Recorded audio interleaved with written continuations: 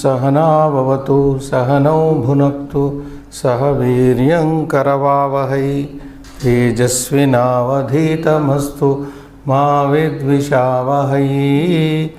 Om Shanti Shanti Shanti.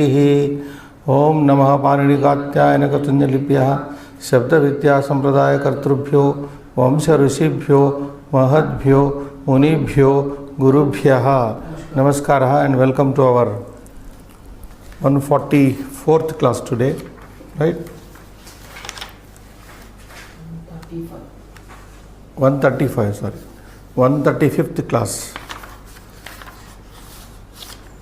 We were doing some exercise number 21 in the previous class, where the first two forms prathama ekavachana are given in the book, and we are supposed to write the plurals and also know what ending it is, what is the ending consonant, and what's its crude form pratipadika. We have to do this exercise, and 3 of them are done on the board, and we have to finish some more 6. Totally there are 15 more have to be done. I will be writing them, you please watch them. Right. Let us do this, Srinivas. Turn the camera there.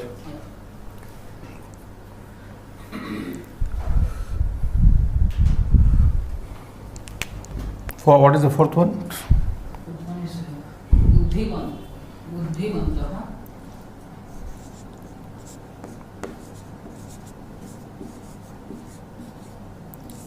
Buddhimant.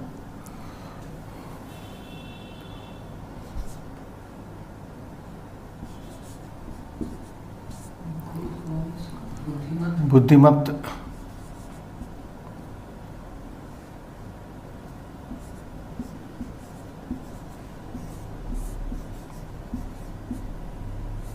Next. Bhishajaha. Bhishajaha. Jakaraha. The ending sound is jakaraha.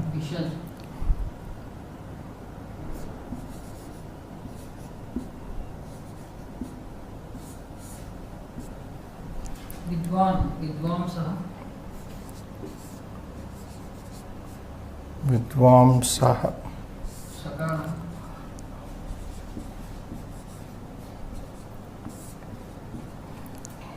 Vidvan.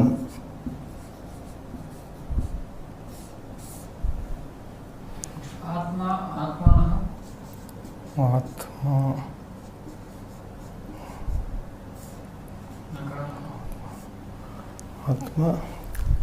Atma next question. Nakaran. Atmana. Nakaraha. Atman. Pratipadika is Atman. Next. Samrajaha.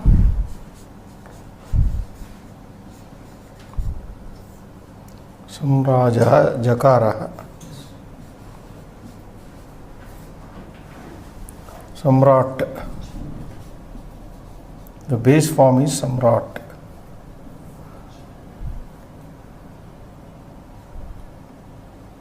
Next. Umamsaha. Umamsaha.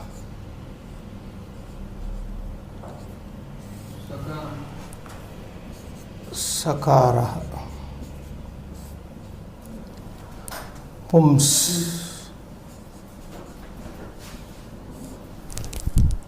Next. Shaktimantaha. What is the number? 10.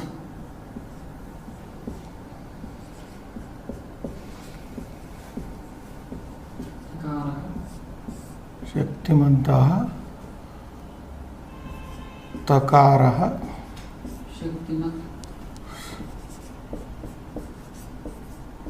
Shaktimat.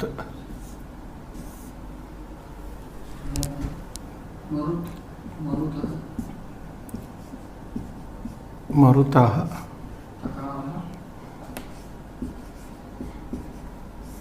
Takaraha.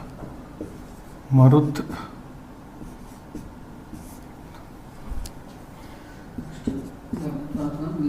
विद्यार्थिनिः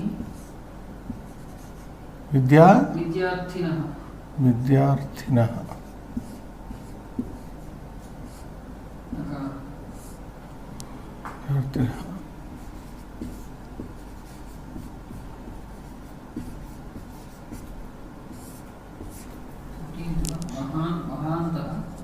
अन्तः this is तकारः महत्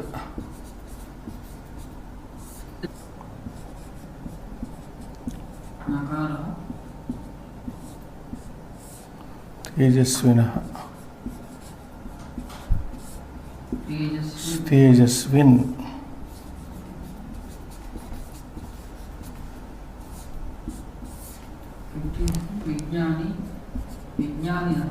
विज्ञानिनः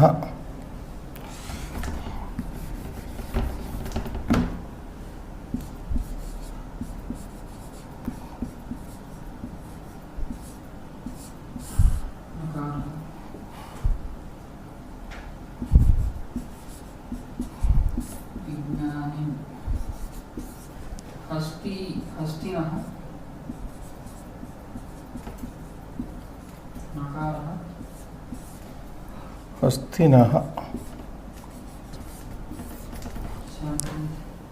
गुणवान् गुणवन्तः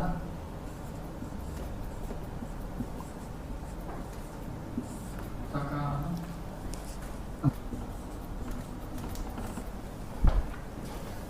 last one भवान् भवन्तः भवन्तः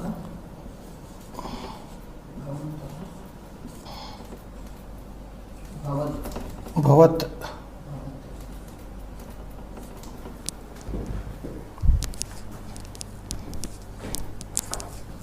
Please look at them.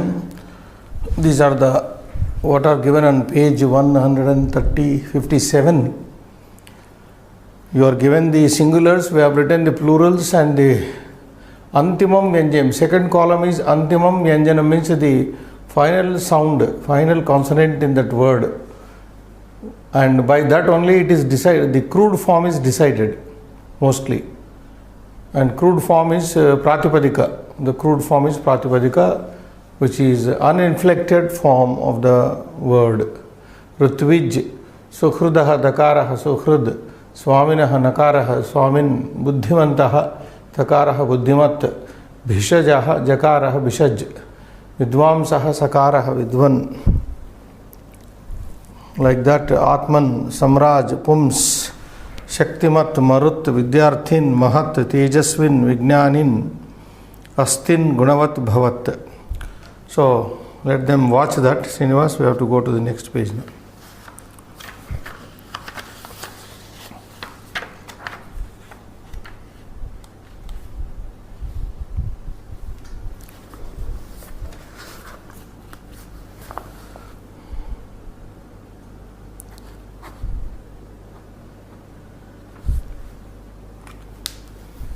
So on page 58, oh sorry, I said page number, I wrongly said just now.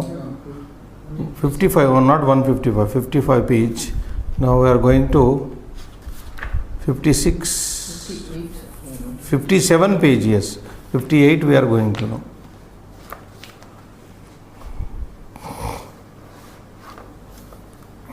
Page turn.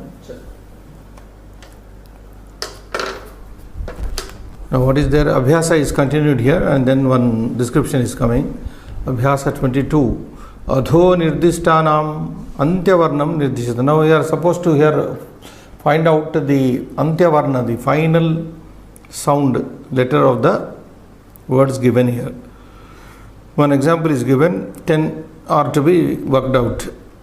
Vanik udaharana, vanik, vanijaha, jakarantaha.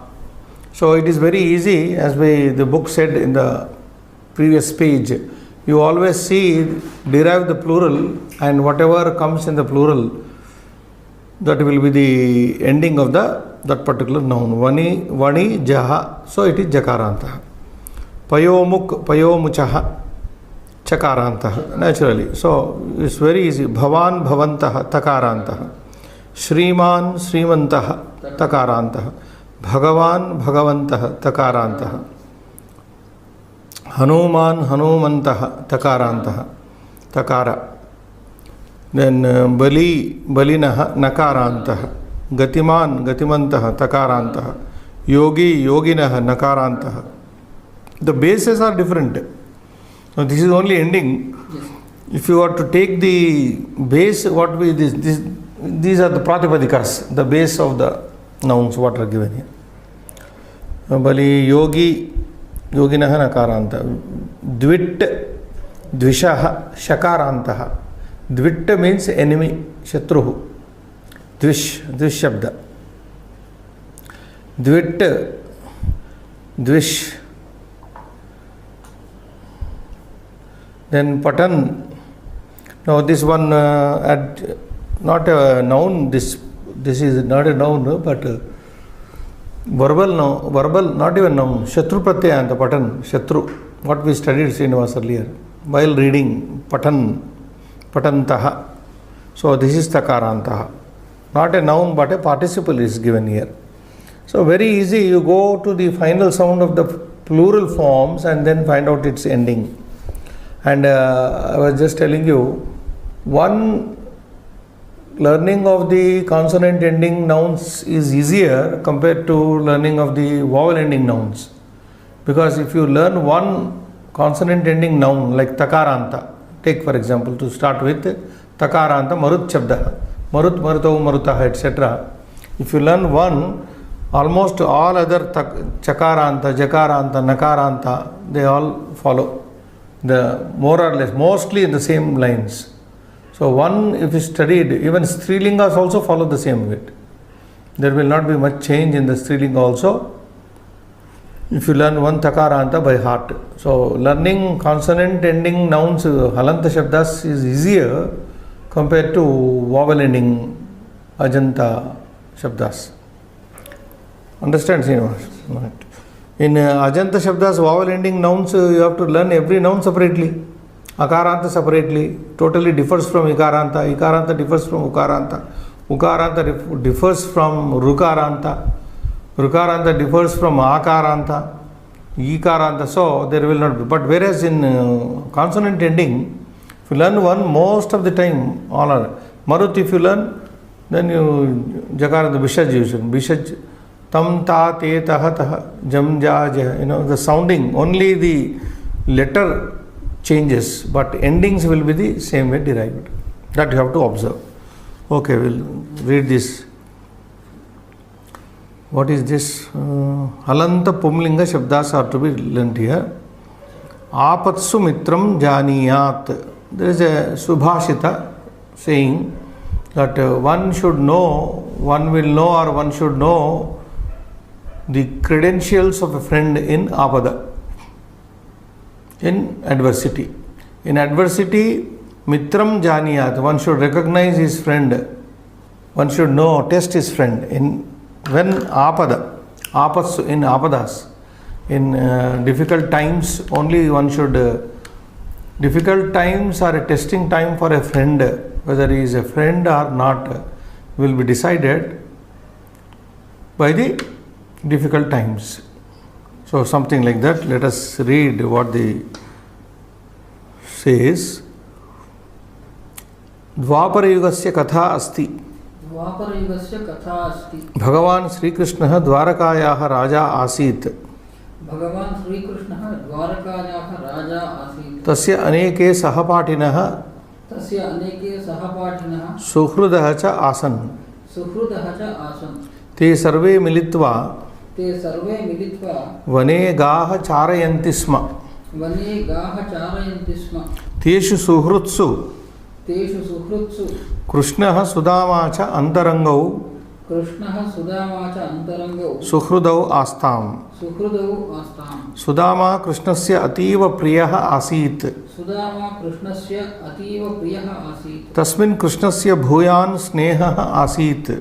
तस्मिन् कृष्णस्य भूयान् स्नेहः आसीत्. प्रौढे वयसि मथुरां विहाय. प्रौढे वयसि मथुरां विहाय. कृष्णः द्वारकापुरीं गतवान्. द्वारकापुरीं गतवान्.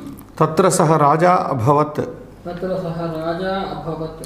एवं तस्य बाल्यसुहृद्भ्यः एवं तस्य बाल्यसुहृद्भ्यः साक्षात् सम्पर्कः साक्षात् सम्पर्कः विच्छिन्नः अभवत्. विच्छिन्नः अभवत्. Now we'll analyze this. Now what are the bold printed words? You can see Bhagavan, Raja, Sahapatinah, Suhrudah, Suhrudau, Bhuyan, Raja. Bhagavan Shabda is Takaranta. Takaranta Pumlinga, Bhagavat Shabdaha, Bhagavat, Bhagavan, Bhagavantau, Bhagavantaha. This is the derivation in Prathama. Bhagavan singular, Bhagavantau dual, Bhagavantaha plural. Raja is Nakaranta Shabda, Rajan Shabda. Raja, Rajano, Rajanaha. This is the derivation in Prathama. Raja singular, Rajano dual, Rajanaha plural. Sahapatinaha. This is also Nakaranta. Sahapatin base. Crude form is Sahapatin. Classmate. Sahapati, Sahapatinau, Sahapatinaha. So classmates. Suhrudaha, Dakarantaha. Ending is Dakaranta. Very easy. Meaning friend. This is Bahuvachana. Suhrud, Suhrud, Suhrudau, Suhrudaha. Friends. Then Suhrudau dualab. Bhuyan is an adjective. Adjective Bhuyas Shabda Sakaranta, and it becomes Bhuyan, Bhuyamsau, Bhuyamsaha. It is Sakaranta. Bhuyan is Prathama Ekavachana. We have not come across this so far. Bhuyan. So it is an adjective there. Sakaranta. Raja is repeated. Now let us go to the meaning part and explain. Dvapara Yugasya Katha Asti. This is the story of Dvapara Yuga. You know, when we talk of Yuga, there are 4 Yugas identified in our by our Puranas. So, you know, the first Yuga is called Satya Yuga or Kruta Yuga. 2 names are there. Kruta Yuga or Satya Yuga. Then Treta Yuga. Then Dvapara Yuga. Then Kali Yuga. The Yuga, the age we are living in is called Kali Yuga. And our people have also calculated the duration, length, period of each Yuga. Now, if Kali Yuga is some 4,85,000 something, that years, human years. This Kali Yuga will last for 4,85,000 or something, I don't exactly remember. And if you double the period of Kali Yuga, you get Dvapara Yuga. That was the Yuga where Lord Krishna incarnated, Krishna Avatar took place. So double the Kali Yuga is Dvapara. Double the Dvapara Yuga is Treta Yuga, where Rama was there, Lord Rama. Treta Yuga was double the Dvapara. And Satya Yuga or Kruta Yuga was double the Treta Yuga. So as the ages are coming down, 50% duration is cut down also. Say if 10 lakhs, 10,000 years was one Yuga, the first Yuga, let us suppose. The next Yuga became only 5,000. And the next Yuga becomes only 2,500. Like that it is coming out. So all these 4 Yugas put together is one Maha Yuga. Maha Yuga, when we say. So time circle it is. You must have also listened to this. Now, Dvapara Yuga is that third Yuga. Third Yuga wherein the avatar of Lord Krishna was there. Dvapara Yugasya Katha Asti. This is the story belonging to that Dvapara Yuga. Bhagavan Sri Krishna Dwarakayaha Raja Asit. That time Lord Krishna was the king of Dwaraka. Dwaraka, which is there in now Gujarat area. Sri Krishna Dwarakayaha Raja Asit. He was the king of Dwaraka. Tasya aneke sahapatinaha suhrudaha cha asan. He had many sahapatinaha. Sahapatinaha means classmates. Krishna had aneke, many sahapatinaha classmates. Suhrudaha cha asan. Had many classmates and suhrud friends.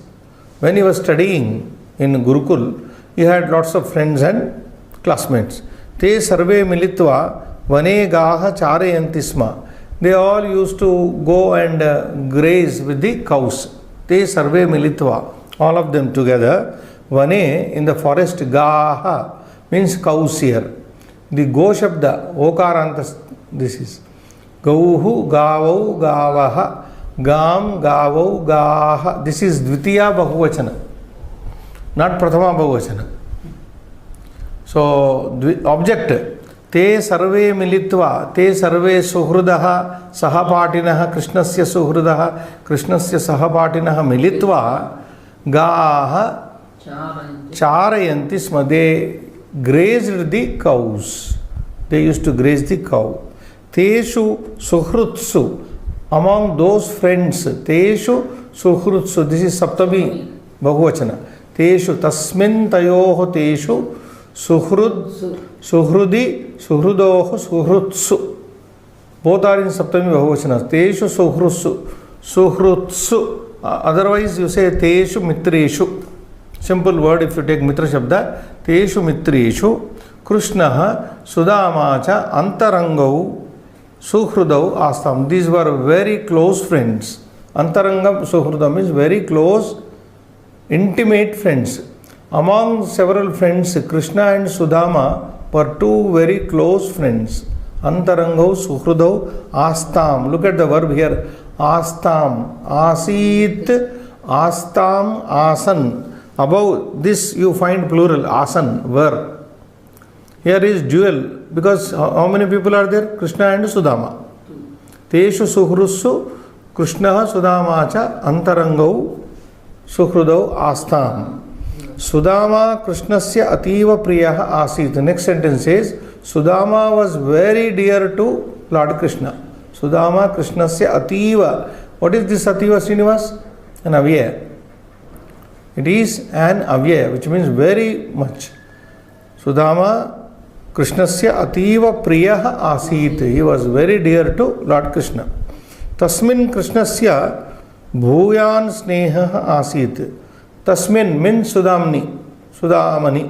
In Sudama, Krishnasya, towards Krishna, Bhuyan Sneha. He had lot of friendship for Krishna.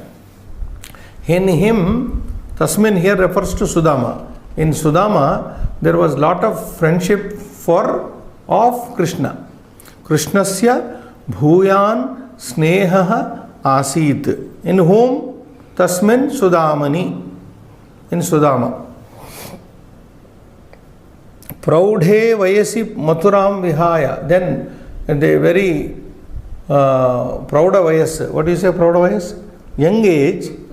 At a very young age, Mathuram Vihaya, Krishna leaving Mathura, Vihaya leaving Mathura, Dwarakapurim Gatavan. He left to Dwarakapuri, which was built by him. Dwarakapurim Gatavan. He went to Dwaraka. From Mathura, that is UP, he went to Gujarat. Tatra, there, Saha Raja Abhavat. There he became the king. Right? So Rajan Chapta Raja Abhavat. Evam, this way, Tasya Balya Suhrudbhyaha, this way, Sakshat Samparkaha Vichinnah Abhavat. Because of moving away from Mathura to Dwaraka, Evam Tasya Balya Suhrudbhyaha, Balya Mitrebhyaha, Balya Suhrudbhyaha Nama, Balya Mitrebhyaha, from his childhood friends, Sakshat Samparkaha, direct Samparka, direct contact was lost. So Krishna had lost his contact, direct contact from his childhood friends because of moving away from Mathura to Dwaraka. Vichinna, Samparkaha Vichinnaha Abhavat. The contact got snapped, cut. Next paragraph.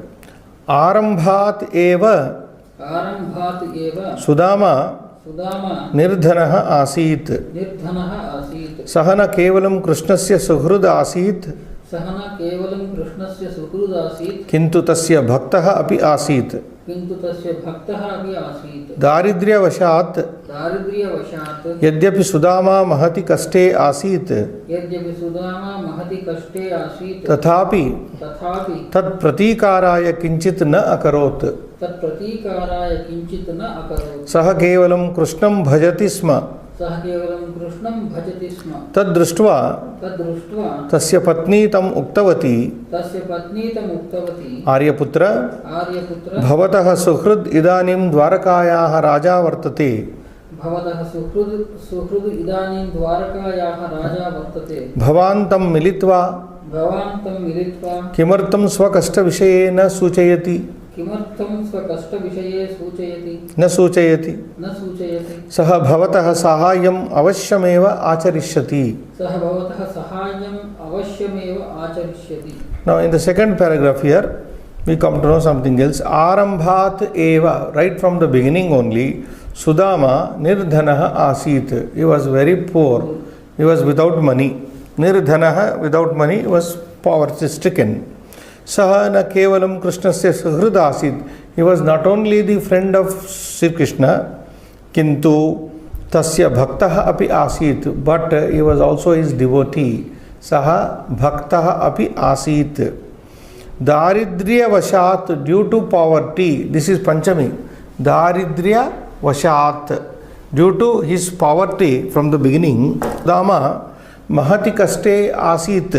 Though Sudama was in great difficulties, tathapi still poverty, tat pratikaraya means to remedy that poverty, kinchitana karoti, did not do anything.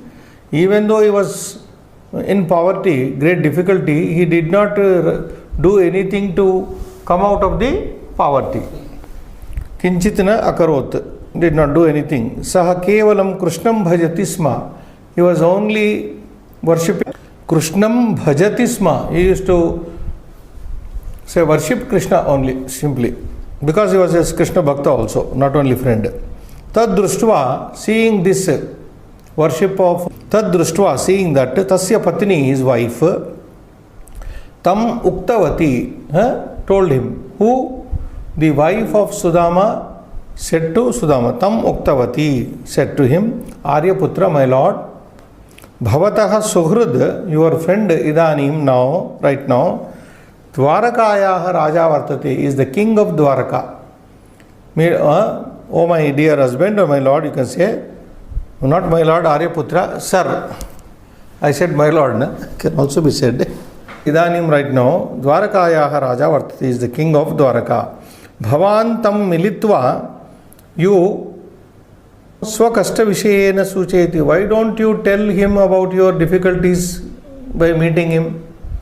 Bhavan tam militva, having met him, kimartham, why swakashta vishayena sucheti, why don't you tell about your difficulties and poverties?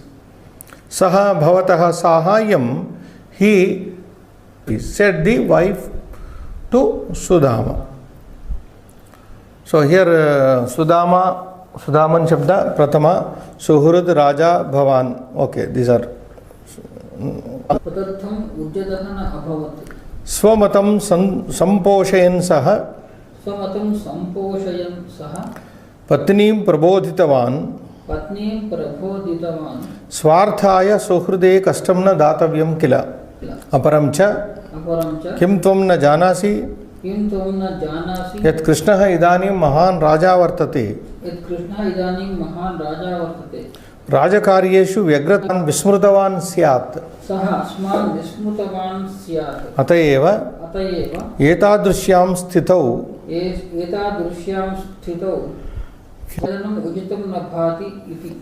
So this paragraph says, Adau Sudama, in the beginning Sudama, Tadartam Udyatahan Abhavat. He was not prepared to go and meet tapas. Who? Sudama. Adau in the beginning. Swamatam Samposhayan. He was only sticking to his own opinion. He was opinion. What was the mata? Was Samposhayan. He was all the time.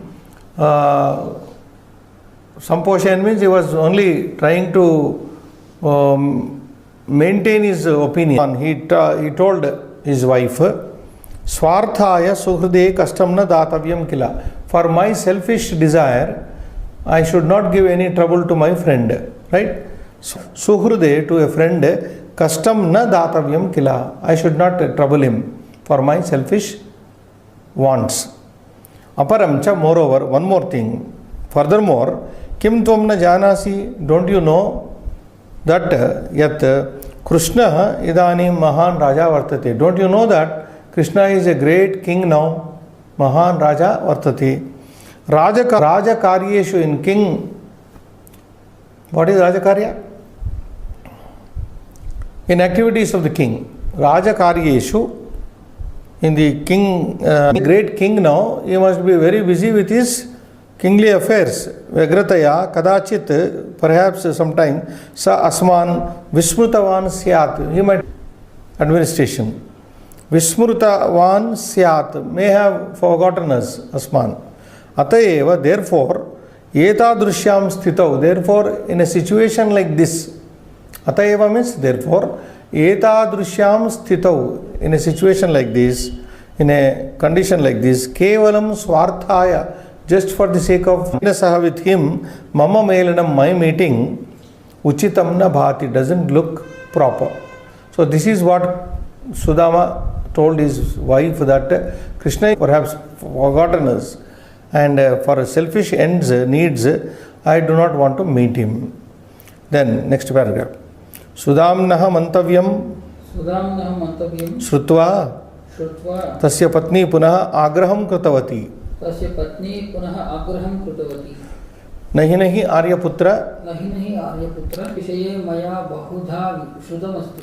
Sahatu vidwan gunagrahi suhrit premi bhaktanam uddharakah daridranam cha poshakah asti. Atah saha evam na acharishyati. Bhavan ekavaram gatva tam milatu swakashtam cha shravayatu iti. But the wife of Sudama did not go back, being told by Sudama like this, discouraged by Sudama. She further instigated, prompted him to go and meet, encouraged him to go and meet his friend King Krishna. Sudamnaha mantavyam shrutva, having listened to the thinking of Sudama, right? Sudamnaha mantavyam shrutva, this is Tvanta Pratyaya, which we have studied. Shrutva, mantavyam shrutva.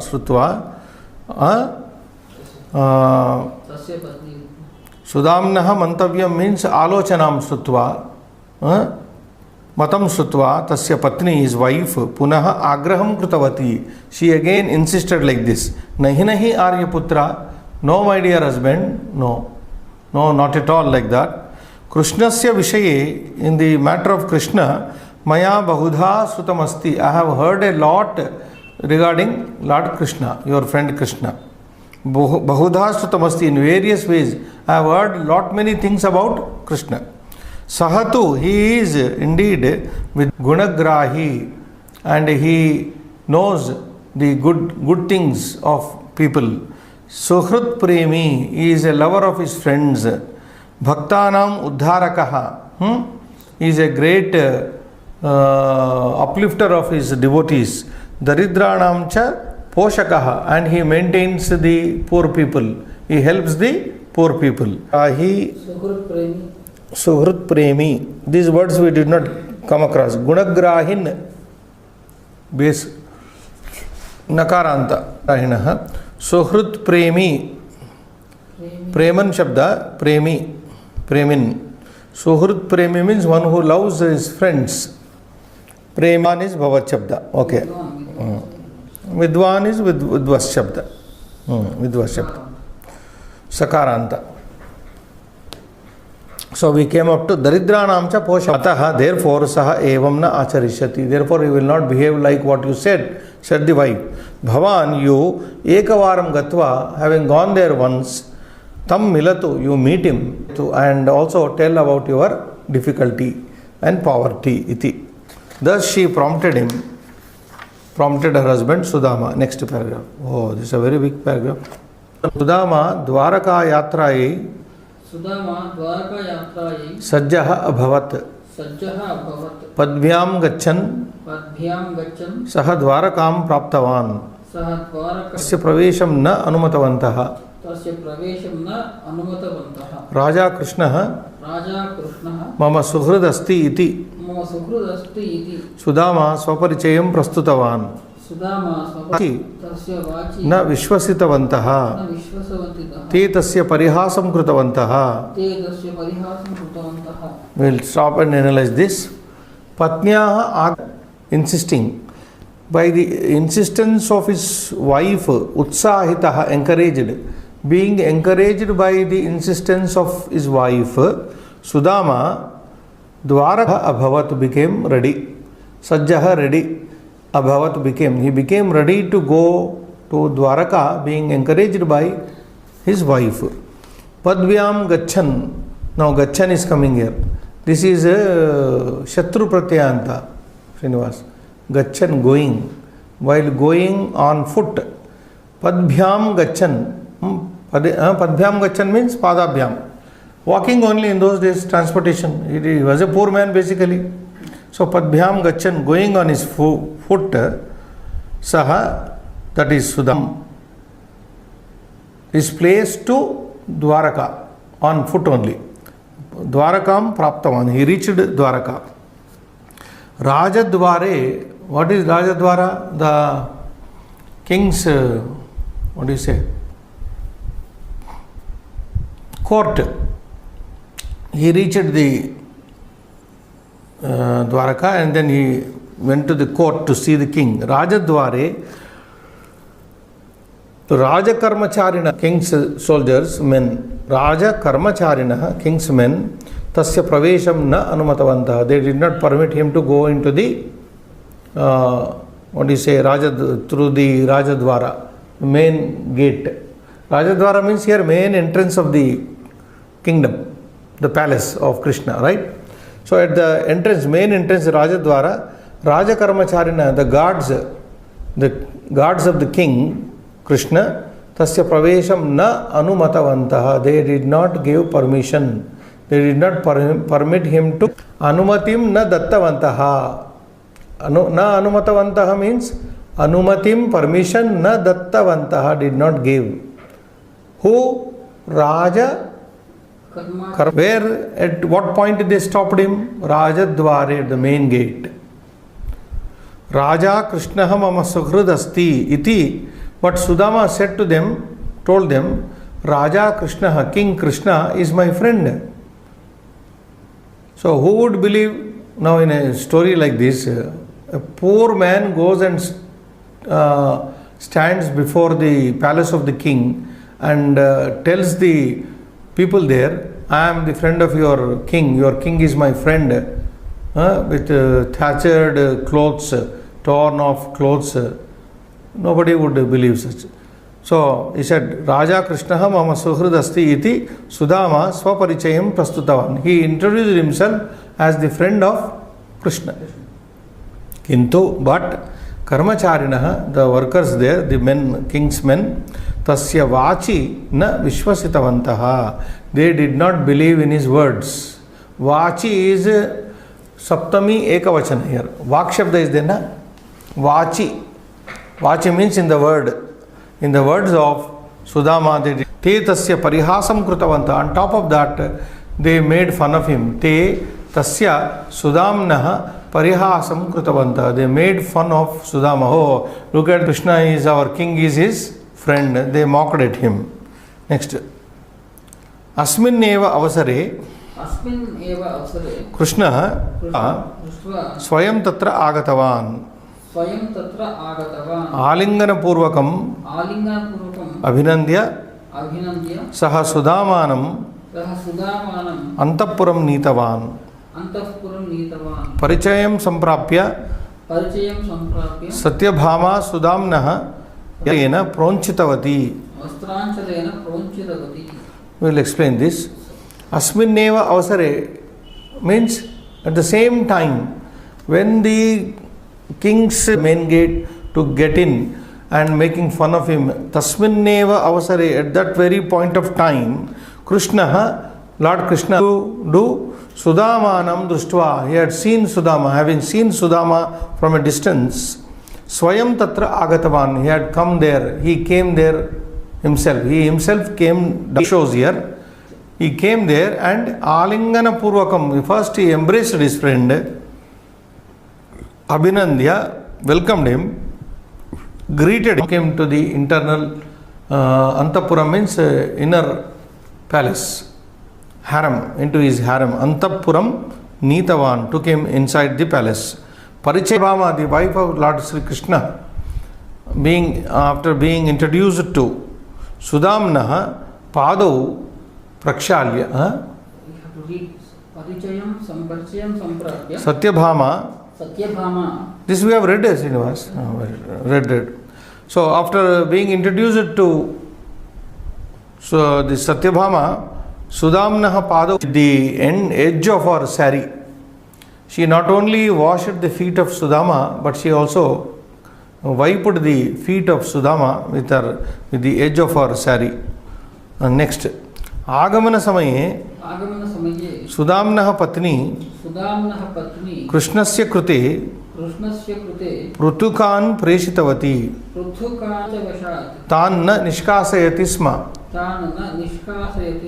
Parantu, Anavadhanat, Yada Pottalika, Jhatiti, Tam Unmochya, Saharsham Prutukan Khaditavan. Sudama was coming from his home at that time. Sudamnaha Patni, the wife of Sudama, Krishnasya Krute, for the sake of Krishna, Prutukan Preshitavati, sent flat for giving it to Krishna. Prutukan is flattened rice. Preshitavati sent. Sudama Sankocha Vashat, because he was hesitating to, he was so poor that he was Tanna Nishkasayati Sma, he was not taking out that from his body. Parantu, but Anavadhanat, due to accidentally, Pottalika means that knot in which the flattened rice were kept, when accidentally that Pottalika, that knot, knot of rice, knot of rice, and then he opened it up. Harsham, with happiness, Prutukan Khaditavan, he ate the flattened rice. Sudama, Rajaprasade, Riktahastah Eva, Gruham Pratyagatavan, Saha Icchannapi, Sanjana Vishaye, Swaprayojana Vishaye, Mitram Vaktum na Paritavan. Parantu Bhagavan, Bhavagrahi Vart, Saha, Kathyam Akatyam, Sarvam Tathyam Janati, Gruhama Agatya, Sudasya Rupam, Parivartitam Asti. We will pause here and then where we stopped. Saha Icchannapi, though wishing to offer the flattened rice to Krishna, Sankocha Vashat, because of his doubt and hesitation. This is about, this line is telling about his wish of asking help. Saha Icchannapi, though he was wanting to, wishing to doubt and hesitation, Swaprayojana Vishaye, with regard to his own prayojana, purpose of their going there, Mitram Vaktumna Paritavan, he was unable to tell his friend. Though wanting, Partati, but God is the knower of all feelings. Bhavagrahi means he knows the feelings of all people. So without his express, he understood his bhava. Bhava means feelings. Bhavagrahi vartate. Saha means Krishna. Kathyam, what is to be told. Akatyam, what is every truth about telling. Gruhama Agatya, having returned home, Sudama Drushtavan saw that Tasya Gruhasya Rupam Parivartitam changed.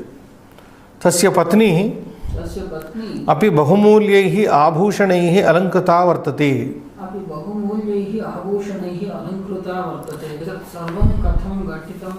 Vishaye Sudama Ascharya Prakatitavan. Shriman Bhavatah Gamanat Param Asmakam Gruham Agatavan. Tasya Agamana Matrena Etat Sarvam Swataha Ajayataha. Nunam Etat Krishnasya Karyam Astiti. Asti Sudama Gnatavan. Sudama Jnatavan. Now the last part is where we stopped. One saw that his home was totally changed. Tasya patni api, his wife also, bahumulyaihi abhushanaihi alankrita vartate. His wife was also seen fully decorated with costly ornaments. Bahumulyaihi abhushanaihi alankrita vartate. She looked decorated with very costly ornaments. Etat sarvam katam gatitam. Etat, this, sarvam, all. Katam, how gatitam happened. Iti vishaye, in this matter, Sudama Ascharyam Prakatitavan. He expressed his wonder. Shriman, sir, bhavataha gamanat param. After you left your home, kaschana balapatikaha, some young traveler, boy, balapatikaha, young boy traveler, asmakam gruham agatavan, had come to our home. Tasya agamana is entering into our house, coming over to our house, home. Etas sarvam swatah ajayata. Just that bala patikaha, that young traveler, no sooner he entered our house, all these things happened. The house, the home changed, and ornaments and everything. Agamana matrena etas sarvam swatah ajayata. This all happened naturally on its own. Iti, thus, patni tam suchitavati. The wife informed him, whom, to that nunam etat krishnasya karyam asti iti. Then Sudama thought, nunam, surely this is etat krishnasya karyam, this is the work of Krishna. Asti iti Sudama gnatavan. Sudama came to know, definitely this is the work of Lord Krishna only. He had come here in the form of a boy traveler, young traveler, and conferred on his wife and his building, on his abundantly made him rich. So he thought. So this is the story. Now highlights, will rapidly go back once again. Bhagavan, Raja, Bhavan, Mahan Raja, Vidwan, Vidvat Shabda, Gunagrahi, Suhrit Premi, explained. Karmacharinah, Karmacharin, Karmacharin, Karmachari, Karmacharino, Karmacharinah. And repeated down there, Ichan, she says Gachan Ichan.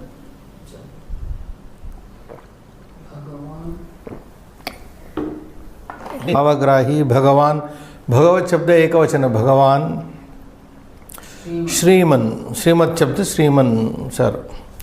Some Subhashita is there at the end, Srinivas. So the line says, Apatsu, in difficult times, Mitram Janiyad, you should know your friend. Know your friend means you should know whether your friend is your real friend or not friend, or unreal friend. Right? Bandhavan Vibhava. And similarly, how to test the one's bandhus? Relatives are more in India. Na? We have so many relatives. We should test them when Vibhavakshayi. When are they tested? When Vibhava, when our wealth is gone, when you have no money, when you cannot offer even a cup of tea to your relatives when they come, then will they come or not? You have to see, wait and see.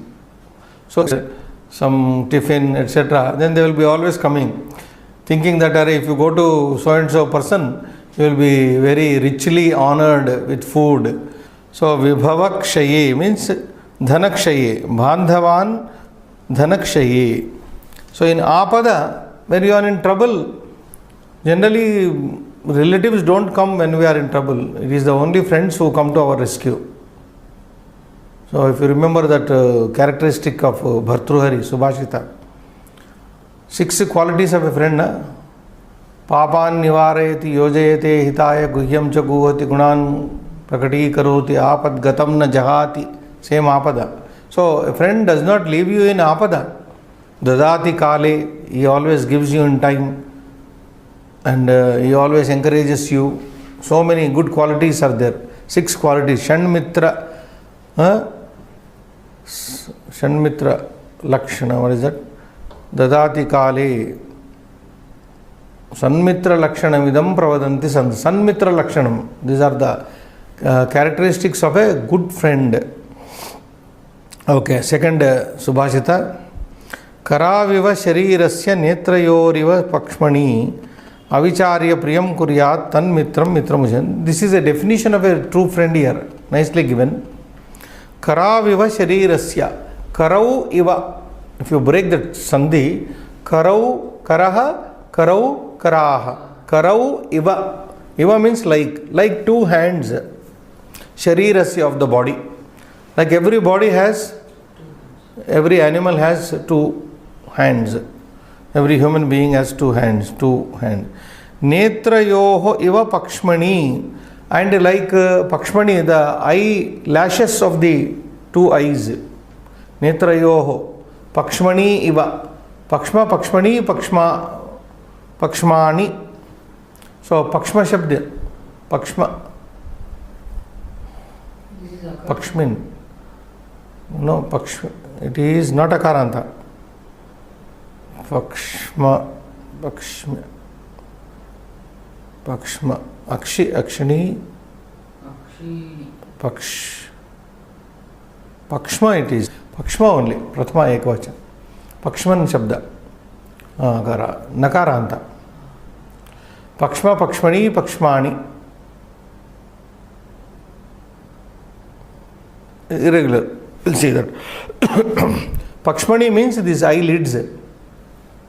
Like the eyelashes of the two eyes. Priyam Kuryat, like Avicharya means without thinking, without a second thought.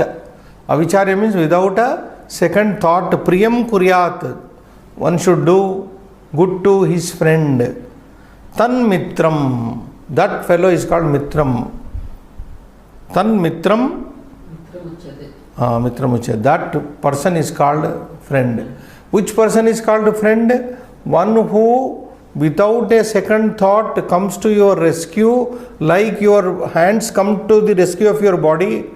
Like if something is going to fall into your eyes, immediately eyelashes stop that thing falling into the eyes. Like that person who comes to your rescue, who comes to your help without any second thought. Avicharya Priyam Kuryat Tan Mitram. That friend is called real friend. This is wonderful, and our time is also Shubham Bhuyat.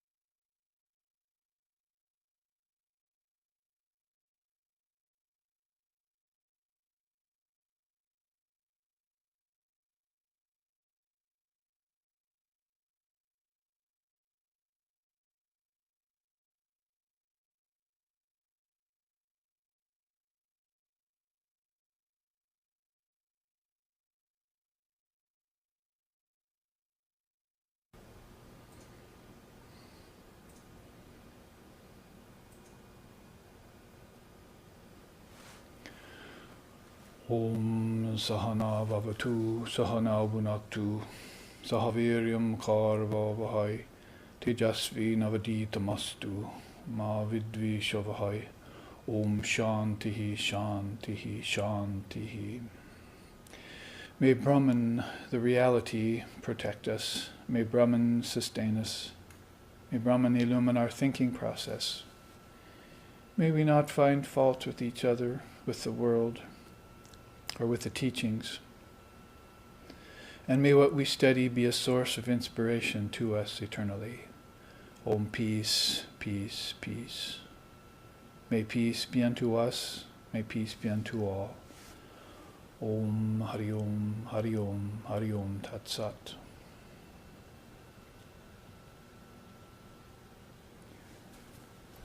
This morning we meet for our Sunday morning Satsang here in Hawaii. Might be different time frames in other parts of the world where people hopefully are tuning in to our Vedanta Satsang.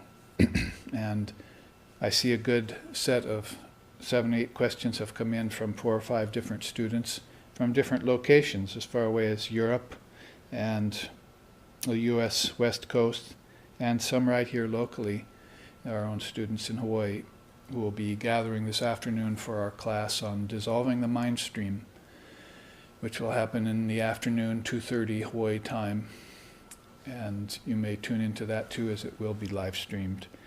So as we meet weekend to weekend on this live streaming format, we are recording many satsangs and classes and building up a storehouse of dharmic teachings for people to refer to look back on after the fact. That is, if you're not able to join in live each week because of your busy schedules in the world. And actually that sort of segues nicely into the first question, which I will address right away, because I will try and take all 8 of these in the following 45 minutes or an hour, try not to dwell too long on any one subject, which is my tendency, as you know.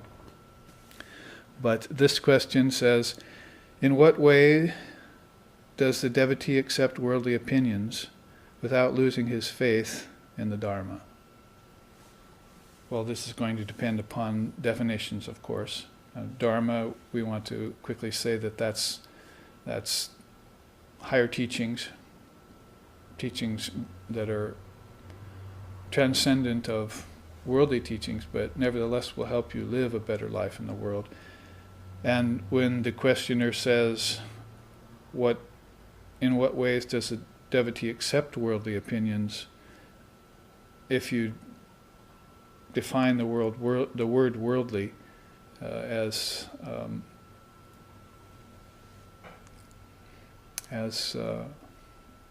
preoccupation with surface existence, then you can't accept those. You can't accept worldly opinions. The two are going to run counter to each other. That is, Dharma and worldliness will not mix. You'll have to move opposite, if you're a devotee of the Lord, away from worldly opinions and start listening to the opinions of the seers and the sages, the saints and the saviors.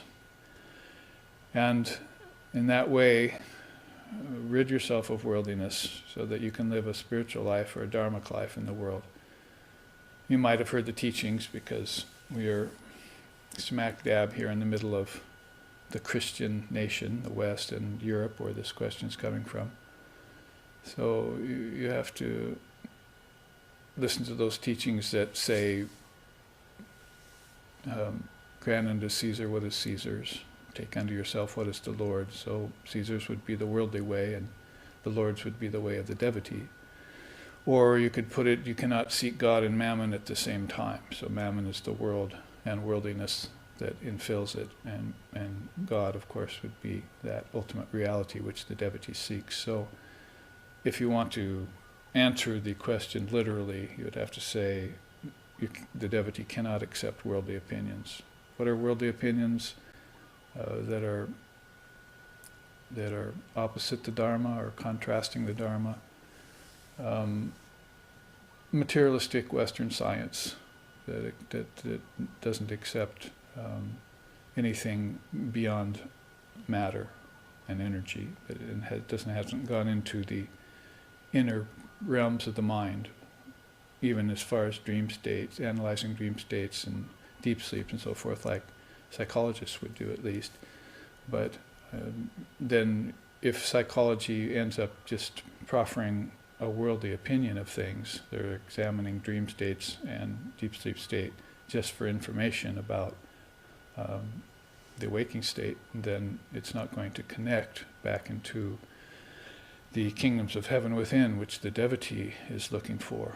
The devotee is looking for real, true meaning to life, and is going to an inner source for that, and cannot accept a worldly opinion about remaining just on the external level of things. That is, if you stay on the surface of the ocean, you get tossed by its waves. But if you dive deep, then you know peace, peace, peace. You know the freedom from mundane human preoccupation that goes on all the time on the surface of things. And so you're going to have to reject those opinions of the worldly that say that there's nothing but surface existence, that there is nothing deeper. You cannot accept that. So materialistic Western science, even conventional religion, you're going to have to turn away from and reject, because if it's only involved with making money and gathering a flock and getting fame or notoriety for its following, then that's going to keep one on the worldly level. It's going to be pseudo-religion at best, or a shopkeeping religion, as Swami Vivekananda used to call it. We don't want a mere shopkeeping religion. We want true religion with a capital R. So it's a good question. The way it's posed, I'm sort of attacking it because it opens up the field for such attack. That is, as I just said, you cannot serve God and Mammon at the same time. You're going to have to make a choice. Now, once you do make that choice, and if that choice is a wise one, that is, you do choose dharmic teachings, which go beyond teachings of even morality and ethics. Dharma is a deeper level of wisdom that explains your life. And there are other questions coming up that will address that too. Once you do accept that dharma, then and you begin to study it, then it tends to naturally begin to transform your life. It's not something that you have to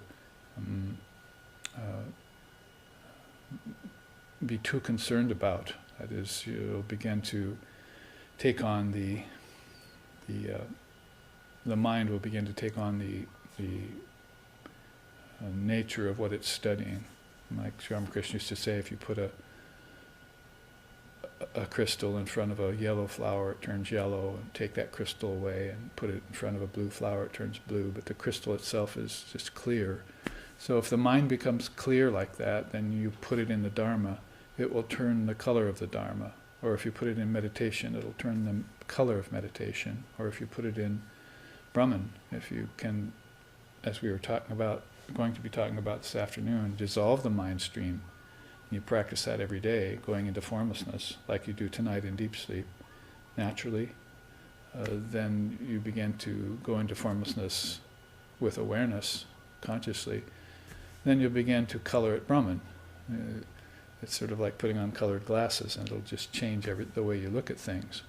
So that's a very sweet and easily comprehensible way of noting the naturalness of spirituality as it dawns in the heart and mind of a devotee.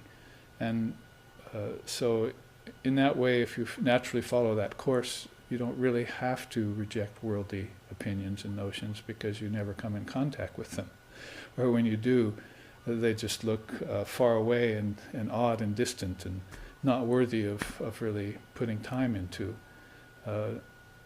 It's not a matter of whether God exists or not. It's that God is existence. So the world, they have one opinion, maybe that God doesn't exist and only the world exists, and then the religionists have another opinion that God exists and the world doesn't. So you must just sit in the middle and take the middle path like that God is existence. All of this is Brahman, which is what we just started out chanting, really.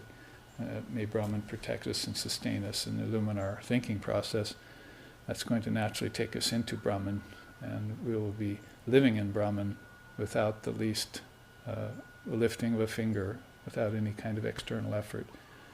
Well, that state of naturalness, the nectar of naturalness, as the Abhidhamma Gita calls it, is a very rare attainment, but we wish it was much more common. We'd like to see that nectar of naturalness going on even in the workplace, where people are encountering various challenges of everyday life in such a natural way that they just become immediately neutralized like karmas.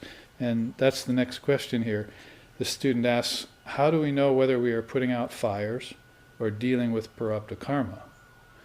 Well, a little bit of definition of terms again, and also the nature of where that question comes from in the teachings. Prarabdha karma is the karma that's upon you right now. It is your body is your prarabdha karma, for instance, in your situation, who you've been born with, and the activities of your life that are going on right now are due to a great extent to your prarabdha karma. They've already manifested. Their arrows already shot from the bow. They can't be called back, like, say, the arrows that are in the scabbard or the arrow that you're loading into the bow. Those can be called back and held back. But the arrow that's been shot already is gone, and it's going to have to find its mark. So that's how an easily understandable way of describing prarabdha karma, as opposed to sanchita karma, which is karma from your past lifetimes, and agami karma, which is karma that is due to you in your future lifetimes based on what you're doing in everyday life today. And that brings in an answer to the question, how do we know whether we are putting out fires or just dealing with our everyday karma? That's because you have to deal with your prarabdha karma. It's already upon you, so it's really not a matter of neutralizing it. You can't neutralize prarabdha karma. You're living it. As Shankara says in the Vivekachudamani, with prarabdha karma you can only stay close to Brahman. That's the only way you can deal with prarabdha karma. If you just stay close to God, then your everyday karma, you'll be, it's sort of like keeping a child close to its parents in the marketplace. See, then it has to have the experiences of the marketplace. But if it's close to its parents, it can have them safely. See, but if it wanders off, who knows what can happen? What god-awful thing might happen to it at the behest of its meanderings. See, its karmas and what's due to it. So in that way, you could understand it a little deeper. As far as putting out fires, there's a fourth kind of karma called it's called kriyamani karma. Kriyamani karma, it's sort of, you could take apart the Sanskrit word kriya, which would be this spontaneous happening, and mani, mind. You see, it's just these things that are rising up out of nowhere. There are even songs in India written about this kind of karma. Well, that's really the putting out of the fires that people talk about. They say, oh, I'm just constantly running here and there, putting out the fires in my life, and it's never leaving me any time. It's never leaving me any time to get down to the real business of life. And so if people feel like they're always missing the essence of life, the meaning of life, because they're always running around putting out these fires. So let's make the distinction between that kriyamani karma and the prarabdha karma, which is already upon you. Prarabdha karma is you, and it's got to bear its effects. And like I say, the closer you stay to your source, to your center, to your Atman, to Buddha nature, to God, to Brahman, the easier it will be for you to work out that, in a manner of speaking, live out that prarabdha karma. But with the karmas that are rising like fires from who knows where, spontaneously on the spot, you never know where they come from. Sort of like a soldier fighting in a field might be perfectly fine and safe, but always fears a stray bullet from somewhere, you see. Sri Ramakrishna used to say, or a stray arrow, in this case would be good to say. So you never know what's going to happen in that kind of very dicey and precarious karmic field. Karmashaya, it's called.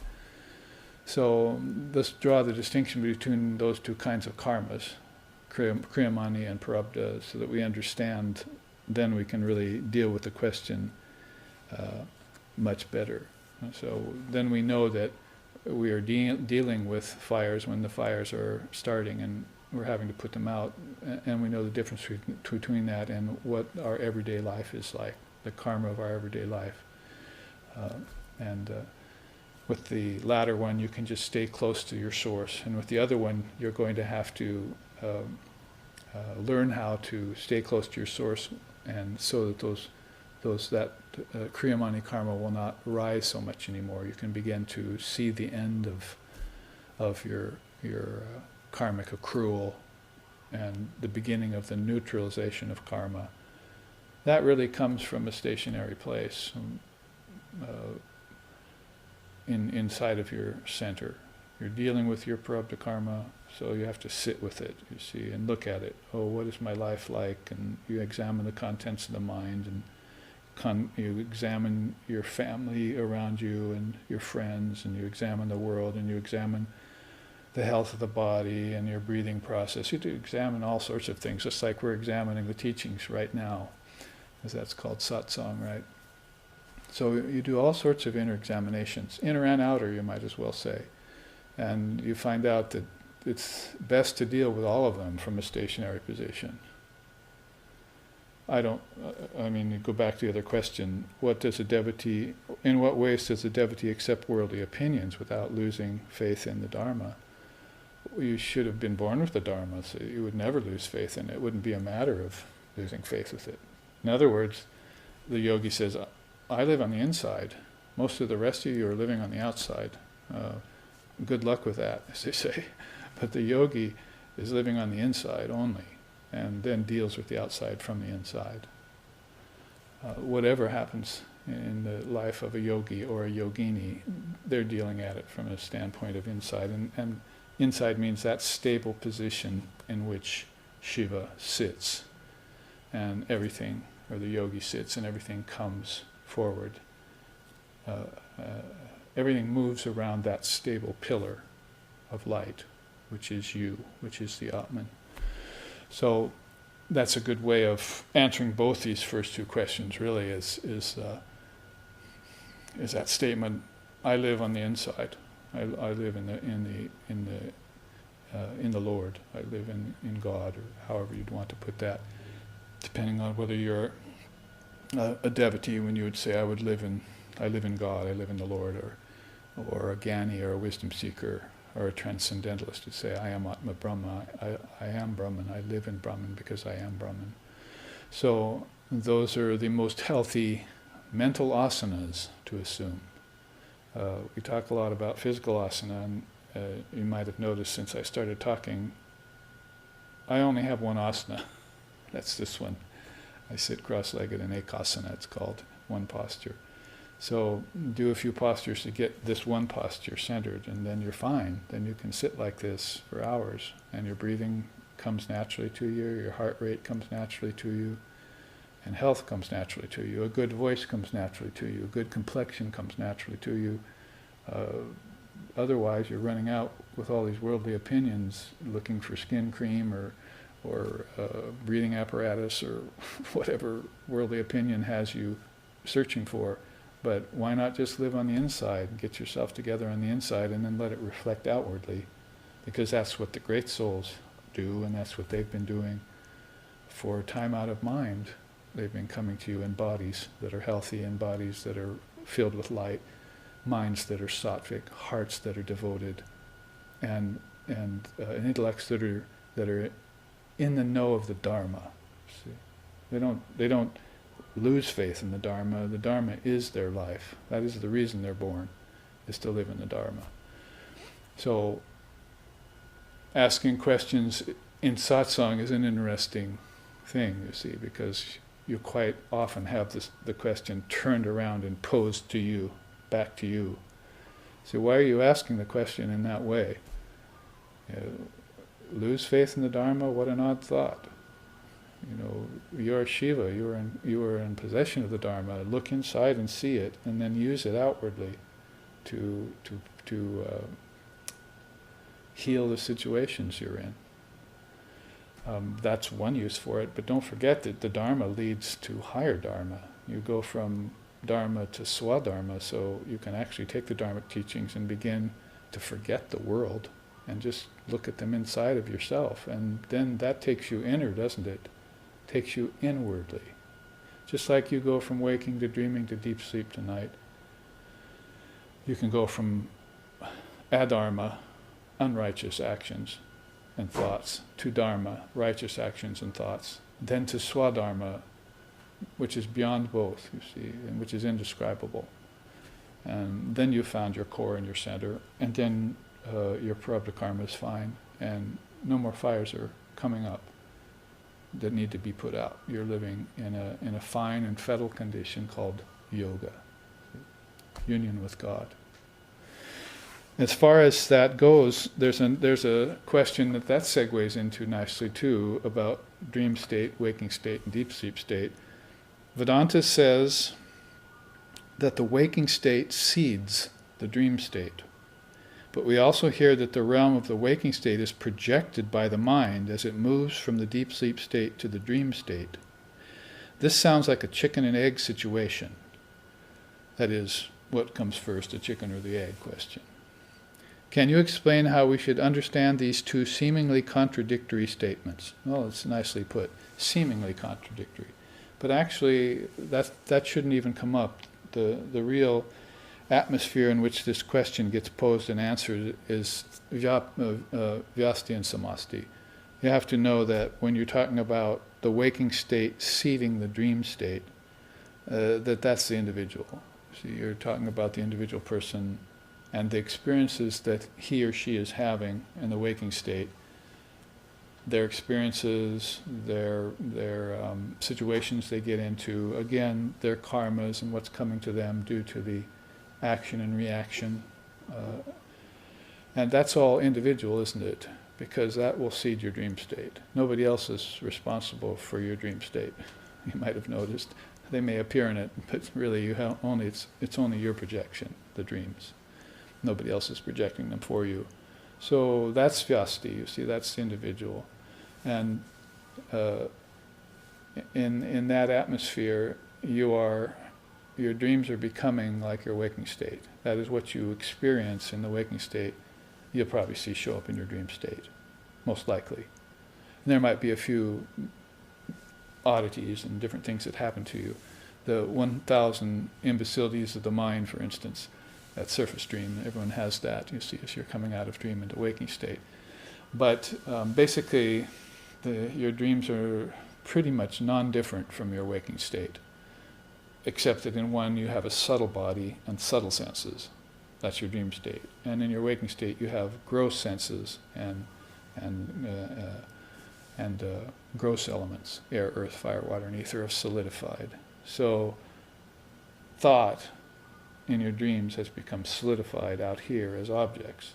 And then you desolidify them, called dissolve them, when you go back into dream state. Now there's a third state called deep sleep, and that's where we get into the other aspect of this question. Deep sleep, the questioner says, we also hear the realm of the waking state is projected by the mind as it moves from deep sleep to dream. And this is a great Advaitic teaching. It's Advaita Vedanta at its best, one of the topics of Advaita Vedanta, because Gaudapada, Shankara's teacher's teacher, talked about it back in 500, 600 AD, about the three states of a human being's consciousness, and put it in terms of Sushupti, Swapna, and Jagrat. That is basically deep sleep, dreaming, and waking. And posed that as a way of easily going inside yourself and coming back out and making sense out of the three worlds. Those are actually the three worlds. They're also the three matras of Om, A-U-M, the word.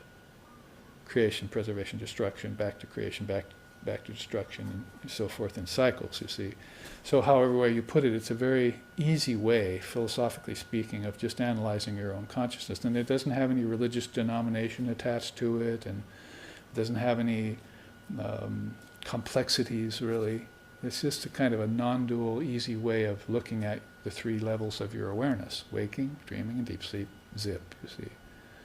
Now, the subtler teachings and dynamics of that, if you study Gaudapada's Karika, which we will be doing in May up the Columbia River Gorge at a retreat we're giving, a deeper look at Gaudapada's Karika, means that you will see that as I just said, the waking state and dream state mirror each other. And what happens in the waking state will show up in the dreaming state, and you'll come out of the dreaming state and go on seeding the dreaming state with your waking experiences. That's individual, I said, right? That's vyasti. When it comes to collective consciousness, then you're talking about thousands and millions, might as well say billions, of souls that are coming from deep sleep, coming out of formlessness into dream, and then coming into waking state as individuals, and then giving up their individuality and becoming collective in their dream state, and then becoming a mass of cognitive awareness in their deep sleep state. Indeterminate mass of cognitive awareness, I think they call it in Gaudapadaskarka. So that's universal. See, that's cosmic, that's collective, that's samasti. In and out you go, you see. And so there are two different levels of this question. You see, it's not a chicken and egg situation. It's that when you seed the dream state, that's your individual business. Here's the short answer. When you seed the dream state with your waking state, you're the individual doing that. You're not Taijasa or Pragya. You're Vaishvanara, you see. Those three. Because in the waking state, I'm getting away from the simple answer again, but when you see when you are in the waking state, you're called Vaishvanara. I enjoy the waking state with the five senses. And when you're in the dreaming state, you're called Taijasa. I enjoy the dreaming state and all its pleasures and experiences, and I'm called Taijasa. But when I go into deep sleep state, I'm called Pragya. Pragya is awareness, and I'm getting closer to the source. And it's an indeterminate mass of awareness that I'm enjoying. I don't really know. I can't really say it's mine, or I'm having individual experiences in it, because the individual and the collective have gone away. See, I don't have an ego anymore to relate to other people.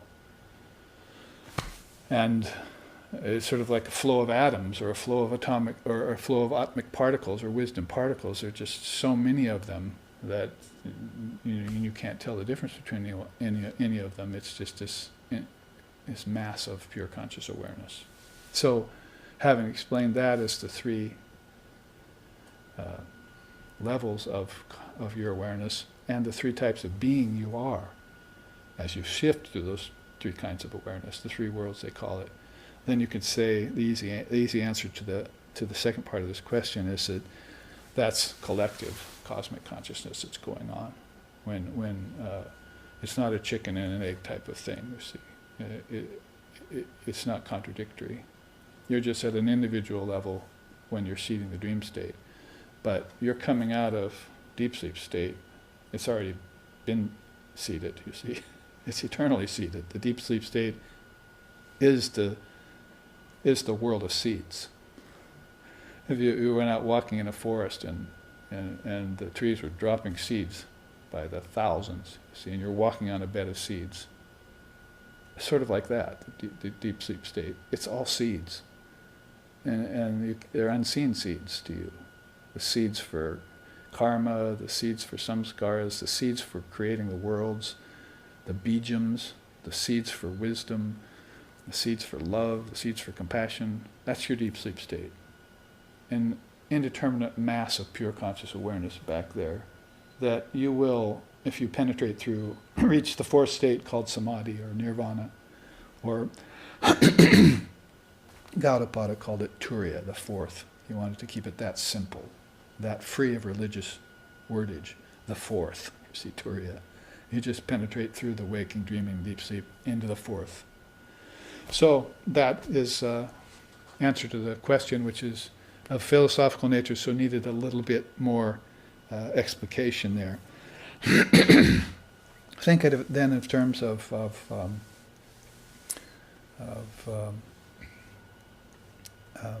vyasti and samasti, individual and collective, and the collective bridges the cosmic. When the collective, like your heaven, with all the ancestors there, angels and celestials and everything, that's really the collective, part of the collective. But if it goes beyond the gods and goddesses toward a trinity or toward a word, in the beginning was the word, then you're getting into the cosmic, and things begin to become very, very subtle there. Not just subtle, causal. So we call those three states gross, subtle, and causal. The gross body is the stula sharira. I have a gross body with 5 elements and a physical body, deha, and so forth. But when I go into the realm of the ancestors, or the realm of the celestials, the kingdoms of heaven within, and so forth, then I'm in my subtle body, and I have 5 subtle senses, and I have 5 subtle elements which I'm creating the worlds with inside. But I'm doing it in cahoots with all my ancestors, and that's the collective consciousness. And if I go a step further, I'm getting toward the Trinity and towards the Word. Then I'm going into cosmic consciousness. See, that was a big thing in the 60s. Oh, let's have cosmic consciousness. But it's really not that big a deal. You see, it's causal. So it begins to become a very small deal, not a big deal. It becomes so infinitesimally small that it's cosmic. You see, it's causal. And this is where all the seeds are. And you have to see those seeds and know that you bring them out and seed the world with them. And this happens in cycles that are, 320 million years long, called yugas. Or it can happen in a 24-hour period where you're just going in, sampling the seeds, coming back out, planting them. You see, tending your garden out here. And then since you're planting the seeds out here, you're seeding your dream state, aren't you? But you have to remember that everything was already seeded in the deep sleep state long before you entered the waking and dreaming state. Come to the Gaudapada's Karika's retreat in May to get more on this, because it's a subject, as you can see, I tend to get deeper into and like to talk about it, because give the teachings on it, because it's a unique way, Advaita Vedanta, unique way of expressing the inexpressible, if you want to put it that way, or making a lot more sense out of the waking state and the dream state. People think and say, oh, I want to make my dreams lucid, but you can't really make your dreams lucid until your waking state is lucid. Here's where the karmas are, here's where you deal with them, and here's where you destroy them. And then you get bliss here, and then you'll find it in your dream state. See, you want to get bliss here means you want to get that stability we were just talking about. You want to get that I live on the inside, not the outside, mental asana established in you, so that you're unshakable and nothing can daunt you. You're one of the dauntless ones. You belong to the dauntless category. Well, okay, let's put this next question to the test. What can be done to increase one's faith in God? Good question, and that's usually what the guru will tell you when you finally get yourself together. See, when you finally get the gist of spiritual life and you begin to dispatch everything you need to and put everything in order, get all your eggs in one basket, ducks in a row, as they say. Then he'll start to say, okay, now that you're in that position of ease, of yogic ease, equipoise, let's call it, now start to increase your faith in God. So the questioner says, what can we do to do that? So that's many-sidedness. You get one-pointedness so that you can develop many-sidedness. It's a nice teaching. So one-pointedness means get that, if then I be single, mental asana that I was just talking about, and then start working on the 4 yogas. You want to perfect each facet in your diamond. You're a diamond with 4 facets, as it were, in that case. 4 main facets, and one of them is called devotion, and one of them is called wisdom, and one of them is called action, and one of them is called inaction, or meditation. So you might have gotten all your ducks in a row in the world, in the waking state, but you're still having problems in your dreaming state, or you're having problems getting rest. Deep sleep is just really very restful and very healing. Whatever the case may be, then you probably want to start practicing some meditation now, so that you can even out the waves, the chitta vrittis. Some of the waves are klista, negative, in your mind, klista vrittis, and some are aklista vrittis, positive waves.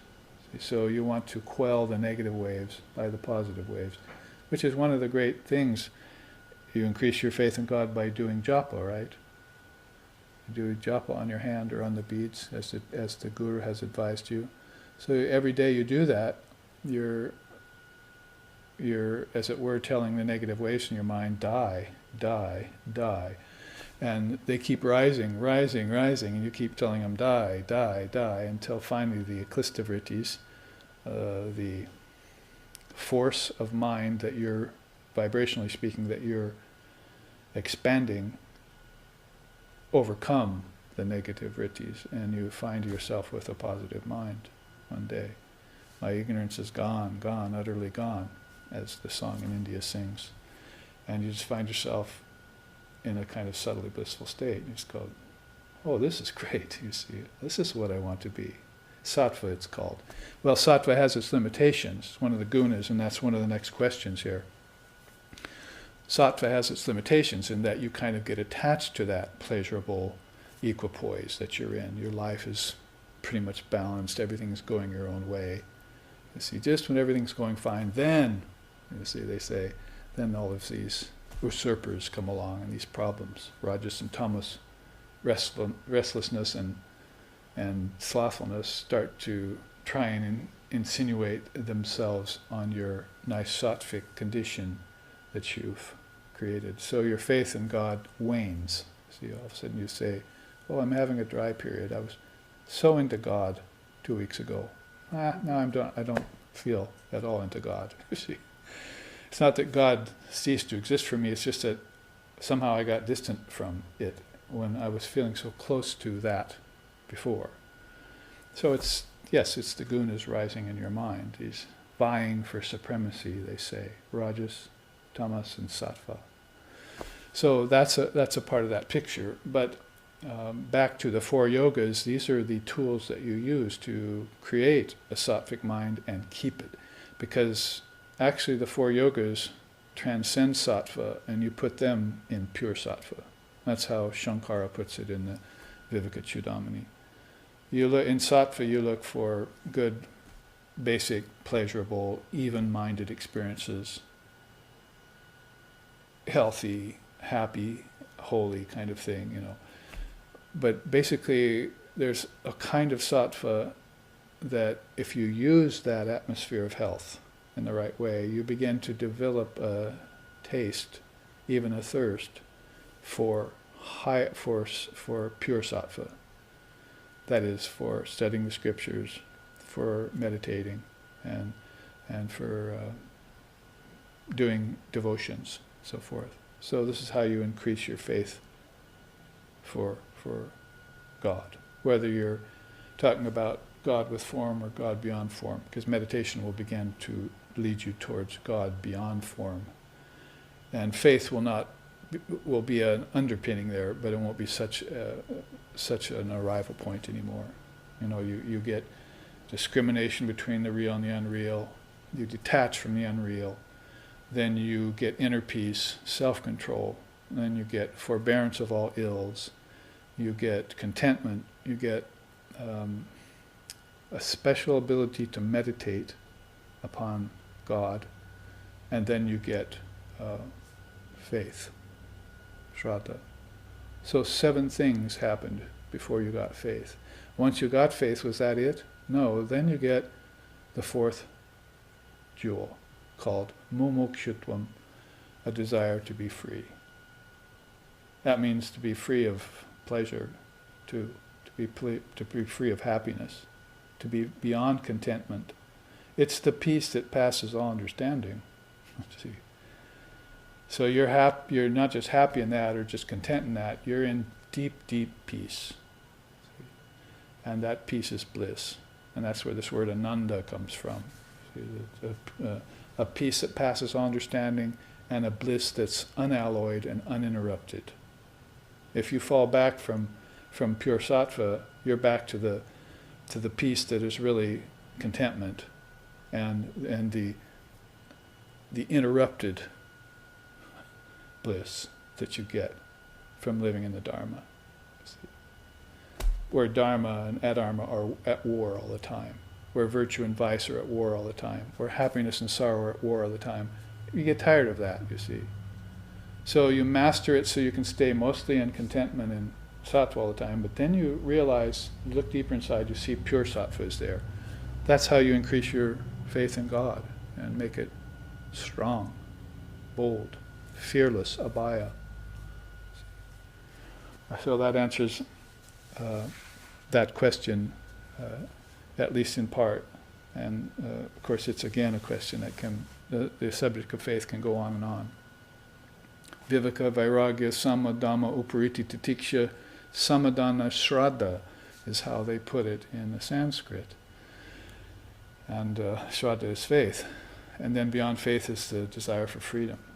The desire for freedom isn't just like, oh, I wish, wars would stop, or I wish I could make amends with my ancestors or my family, or I wish I could go on a vacation and be at peace. No, that kind of peace is always going to be interrupted by its opposite. You see, the peace that passes all understanding is not interrupted, and so that's what you get. That's what they mean by the word mumukshutvam. Mumukshutvam, a true desire for freedom. Let's move on into another question. This student says, after a day of hard work, one feels tired and needs to rest. Are the gunas at work here? Are we in rajas while doing housework and then in tamas at the end of it? When we feel sleepy and then fall asleep, is that due to tamas? Can one be sattva all the time, or is tamas necessary for rest? Oh, my dear. You cannot rest in tamas, I'm sorry.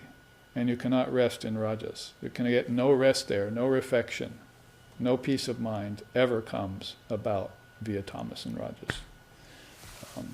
Yes, sattva is, as I was just saying in the previous question, the answer to it, sattva is where you're headed. Balance, balanced mind, equilibrium, sthiti pragnasya, steady wisdom. There's so many different ways in which the seers are advising that for you, because the whole world turns beautiful when you're in sattva, you see. There's no problem there. So you want to keep that sattvic mind. Is that just pretending the problems of the world are away, or is that the best way to deal with them? You see, that's the question you have to ask. It's not putting blinders on. That would be just ignoring and turning your back to the problems of the world without compassion. But by the time you reach sattva, you say, oh, I see, the only way I can deal with these problems is to rise above them. It's, like Einstein said, you can't find solutions for problems at the same level that the problem was created. See, I'm paraphrasing him. You can't find the solutions for the problems at the same level that the problem was created at. You're going to have to go to the next level, look back on that level, and then you'll see the solution. So sattva, the gunas, sattva's advantage over rajas and tamas is that way. Not in science, but in spiritual science, you see. So, no, you cannot rest in tamas. You cannot find, if you go to sleep in tamas, then you're just like sort of getting the sleep of a dull animal. You see, it wakes up sleepy, it goes to sleep sleepy. It's all sleep, you see. You walk around with your eyes wide open, but you're still sleeping. Your consciousness is unawakened, your intelligence is drooping, your mind is dull. That's tamas, you see. And then you go to rajas and you find out that you're spinning your wheels, and back to our other question, you go from dreaming, from waking state where you're spinning your wheels, what are your dreams like? I'm spinning my wheels in my dreams too. I found out that I went into my dreams and worked real hard there, see. So I'm going nowhere faster. I'm spinning my wheels and going nowhere faster. So tamas and rajas, they must get thee behind me, you see, out the door with them, and welcome sattva. That's even a mantra, you see. If you feel dull, you feel restless, but you have felt balanced before. That has to be first. Then you can just say, come back, balance. And within, a few minutes, if you're really open to it, you'll feel balanced again. It's like your mind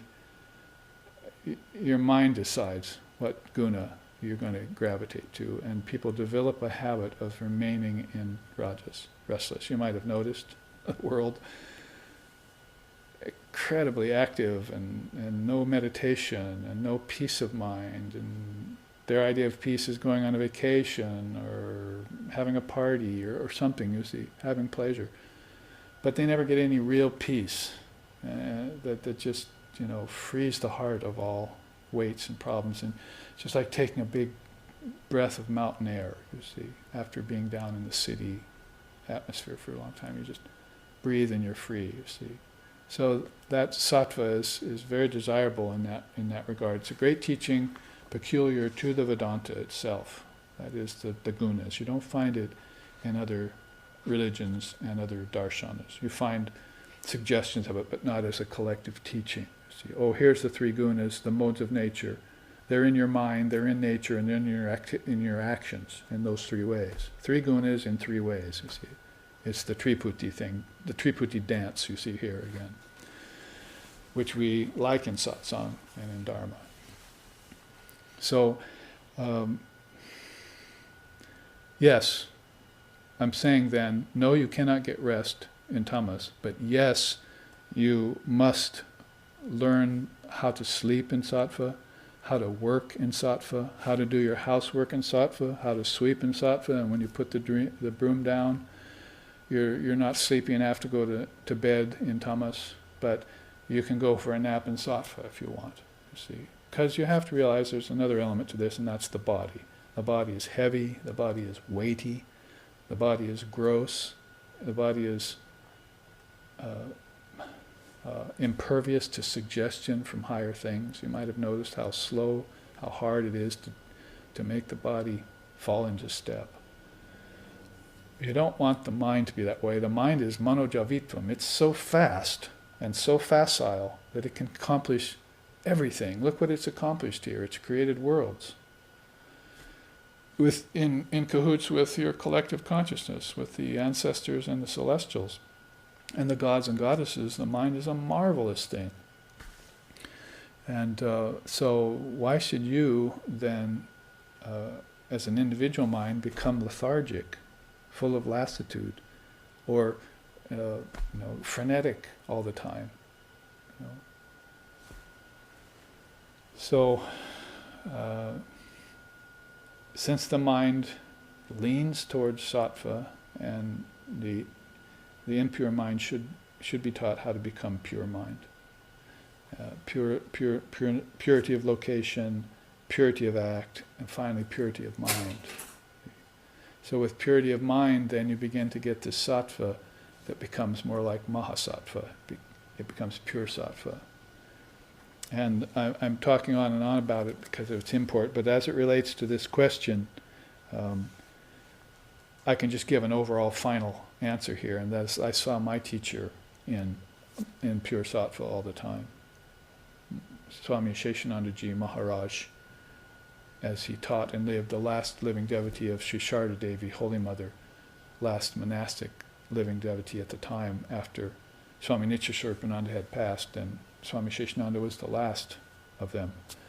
And so when we spent time with him and took teachings from him and heard him talk and watched him around the ashram, around the monastery, then he showed all the time that he was in one state of mind. Life was rendered completely simple for him and innocuous, non-problematic. And he was just in one state of mind, thinking about God constantly, That was his whole life. There was nothing else to it but that. He had simplified the matter. That's where truth gets simple, you see. Before that, it's all complex as you work your way up through the Dharma, out of Adharma to Dharma to your Swadharma. But back to the simple question, answer to this question, I always saw him in that pure state of sattva. I even was occasionally there when he was sleeping in his room, and I saw him and heard other people talk about him in that state, when he ate, when he slept. There are questions about that in the Uddhava Gita and other places. How does a man walk? How does an illumined soul walk? How does he sleep? How does he talk? How does he eat? Like everyone else, outwardly, but inwardly he's in sattva. He's in this pure sattva. And so then that's why my teacher used to love that song, "A man has come from a land that never sleeps." And I learned this all-embracing mother way from a man who came from a land that never sleeps, a land where the sun never rises and never sets. The sun of your wisdom never rises and never sets. It's constant. So beautiful songs explain that pure sattvic state, which will lead you on beyond the gunas, just like beyond the three states of waking, dreaming, sleeping, to Turiya, to the fourth, wherever that is, or whatever that is, in whatever particular teaching you're talking about. Gunas, avastas, states of awareness. See, you will find that there is a fourth state that this pure state of living leads you to. There's an arrival point. See, samadhi, nirvana, satori, however you want to call that, asampragyata. So, thank you for that question about work and how one feels tired and needs to rest. Yes, the body will need its rest, but the mind can always stay ever awake, in an ever awake state. Once the eye has been made single or that truth has been touched upon, then the mind thinks, I think I'll never fall back from that again. It catches a glimpse of that truth, that bliss, that love, that compassion, that life, that existence, and it says, this is what I want, and my whole life is now being dedicated to gaining that, and that alone. And once I get it, I'll never fall from it again. So then you have questions like, what way does a devotee accept worldly opinions? How does one increase faith to God? None of those questions come up, because you had the right orientation from the get-go. And this is how the great souls come from inside out. I live only on the inside. The declaration of the yogi, where other people are living on the outside trying to work their way in, or living on the outside and never even knowing that there's an inside. How about that for a predicament in Maya? Never even knowing that there's God or beatific vision or samadhi or even a balanced mind. It's always scattered, it's always restless, it's always far-flung. What kind of way is that to live? Even if God doesn't exist, I should have a balanced mind and be good to other souls, shouldn't I? That's just good common sense, even if God didn't exist. But the devotee will find out that once they are in possession of good qualities, dharma qualities, like compassion and service and so forth, they will find that there is a deeper level where the seers and sages and saints have gone and paved the way for you, a higher state of consciousness. So then work with those gunas and know that you can create a sattvic ground through which all experiences of life can be handled. Even when tamas and rajas comes, you can deal with them from sattva. This is how I started off this whole satsang, right? Even when things come, I deal with them from this balanced state only. Because there's no other way to effectively deal with them. They will be like this kriyamani karma, always coming up from nowhere, and I don't know where it came from or how to deal with it. So I find that balance first, and that's called sattva or pure sattva. Now I think there's time for one more question. And I've taken most of these 8, trying to find one here that won't take longer than 5 or 10 minutes, because some of these could get more involved. What is the difference between service and altruism? That would take more than 5 minutes, no doubt. But trying to keep it to a short answer depends on how you're defining the words again. I almost start every question that way. But if you say service, it depends on whether you're talking about mundane service or heavy servitude, or whether you're talking about selfless service. Now, I think the questioner means selfless service. I'll take it from that standpoint. So that's karma yoga, periphery. You see, selfless service to all beings. Better put, as Vivekananda said, selfless service to God and all beings. Because if you serve beings, human beings, they tend to remain human. You might have noticed. But if you serve God and human beings, all of a sudden they say, oh, well, maybe there's some divinity in me, and they begin to look for it, like you have, you see. Because before you can serve God and human beings, you've had to have seen it in yourself first. Once you see God in yourself, then you can see it in others, then you can serve it. But if you tend to serve human beings, they tend to remain human, I said, and that's more toward the altruistic level. Now, both selfless service and altruism are good. Let's put them on good footing, but not on equal footing. Selfless service is far beyond altruism. Altruism generally thought of as, I'll create roads and tanks of water and sewer systems and various things that can help people remain healthy and give them the good conveniences of life and pleasures of life and the good things of life. Well, there's where the rub starts to come in, because unless people are in a state of mature abnegation, that is, they have renounced the world for God, for the sake of God, then when you give them pleasures, you see, they will tend to renounce the pleasures too. That is, pleasures will come and go for them, but leave no impression. That's the teaching in the Gita. Pleasures for the yogi will come and go, but they won't leave an impression on his mind. But you begin to create through good altruistic service, you begin to create very good conditions for people in the world. And because they have not got that spirit of God first, seek thee first the kingdom of heaven, and all else will be added unto thee. They haven't got that God part in the formula. Then they begin to rely upon altruism, on pleasures, and they're not going to get any further than sattva. They won't rise to that pure sattva that we're talking about. They won't start seeking the truth of the scriptures, start looking for their spiritual teacher, the gurus, and so forth. We won't start meditating. They'll just remain there on the altruistic level. So that's really kind of the downside of altruism. And we know also altruism runs the risk of corruption.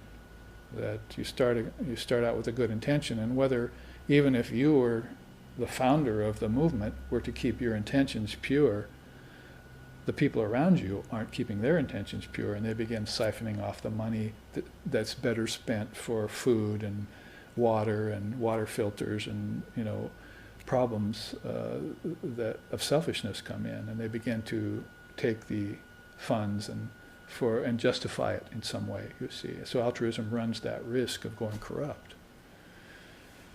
We have this very brilliant example of Swami Vivekananda and how he influenced thousands of young souls overall, but young souls, to give up the world, become monks and nuns. It's an amazing thing. We've never seen the like of it in the spiritual history of our world. I mean, this just doesn't happen like, I got 12 apostles or I got, 100 arhats. We're talking about thousands of men and women who have now renounced the world just because Vivekananda arrived here in the world in the 1800s.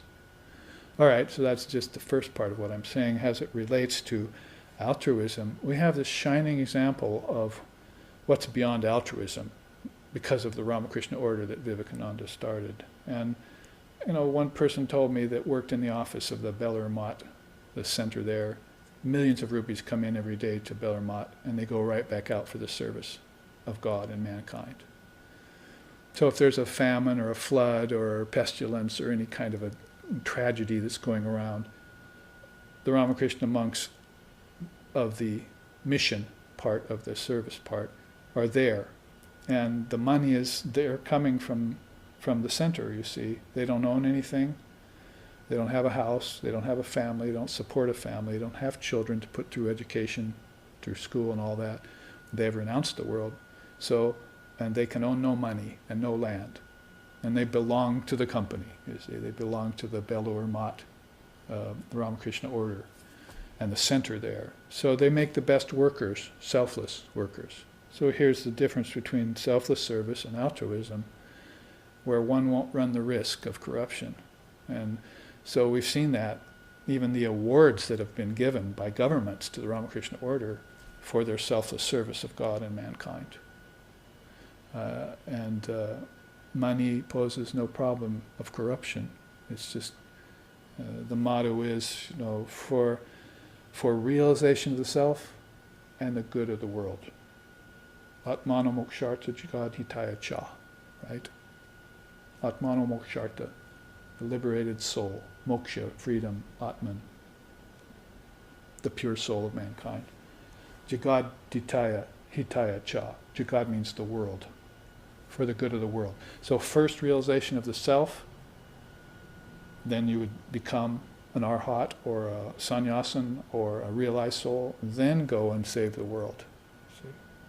Then do the work for the good of the world, and do it in the mode of selfless service rather than just in altruism. Altruism is good, selfless service is better. And best of all is renouncing the whole shooting match. So that has to come first, you see. Good, better, best. That's how Vivekananda put it, simply. So this will end our satsang here, and I hope these answers to your very wonderful questions have been elucidated. We will see you hopefully on live streaming this afternoon for our Dissolving the Mind Stream class, the penultimate one in our series. And we will also be back next Sunday here at the same time. Maybe I won't even have moved my position. I might just still be sitting here. And ekasana, waiting for... actually next Sunday though there will be no satsang because of talk I have to give at a church I've been invited to speak at, Vedanta. So no satsang next week, but class both this Sunday and next Sunday. So we should make that announcement clear at the outset here. So namaste to all and aloha.